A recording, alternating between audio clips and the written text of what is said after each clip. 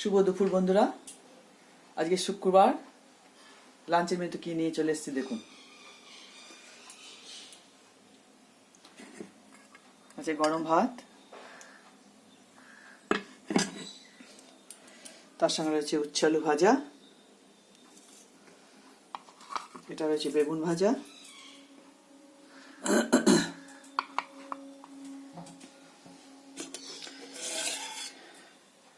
এটা ডিমের ঝোল আলু দিয়ে,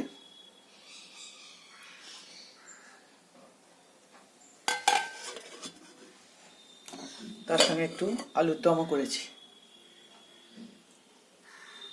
রুটি ভাতে সবেতেই খাওয়া যাবে।